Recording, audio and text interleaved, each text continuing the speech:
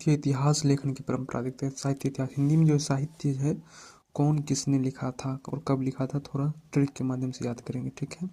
तो इस्तबार दा लितरेतर एंदु ये हिंदुस्तानी किसने लिखा था, तो गारसद तासी ने। इस्तबार दा लितरेतर एंदु ये हिंदुस्तानी को किसने लिखा था, गारसदा तासी ने। कब लिखा था, 1839 और 47 में दूसरा भाग प्रकाशन हुआ था और दूसरा संस्करण 71 में हुआ था। शिव सिंह सरोज को किसने लिखा था, शिव सिंह शंकर। नाम से ही स्पष्ट है, शिव सिंह सरोज को किसने, कौन लिखेगा, शिव सिंह शंकर, ठीक है।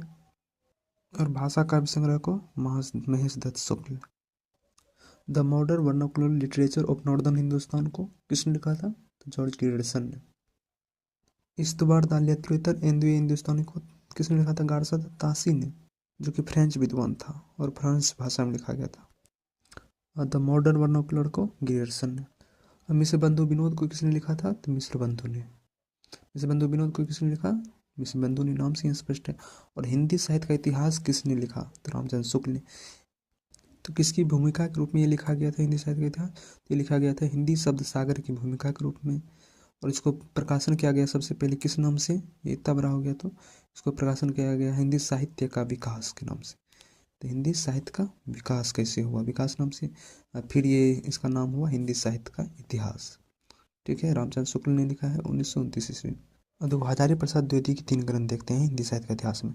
तो आदिकाल को आदिकाल नाम किसने दिया था, तो हजारी प्रसाद द्विवेदी ने, यानी हरजाई ने। ये कटाक्ष, ये भी कटाक्ष करते थे, जो कि शुक्ल को सबसे ज़्यादा, अगर शुक्ल को जो कटाक्ष किया कौन किया है, तो हजारी प्रसाद द्विवेदी ने।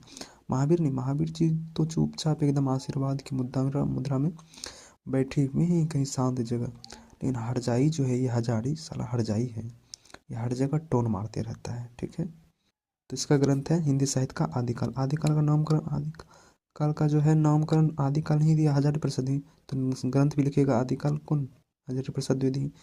उद्भव और विकास, यानी कि हिंदी का उद्भव आदिकाल से ही होता है, तो उद्भव और विकास भी यही लिखेगा।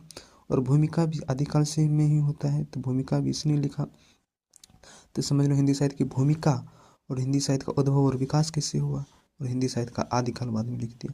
किसने लिखा, हजारी प्रसाद द्विवेदी ने। हिंदी साहित्य का वैज्ञानिक इतिहास किसने लिखा, तो गणपति चंद्र गुप्त।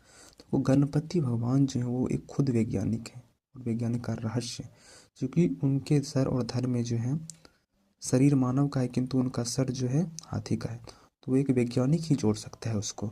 तो वैज्ञानिक इतिहास, इसलिए वैज्ञानिक इतिहास कौन लिखेगा, तो गणपति ही जी ना। साहित्य का संवेदना और विकास, तो राम स्वरूप स्वरूप, राम में जो है भगवान राम में संवेदना भी है, तो संवेदना जहाँ पे आ जाए वो राम स्वरूप चतुर्वेदी, ठीक है।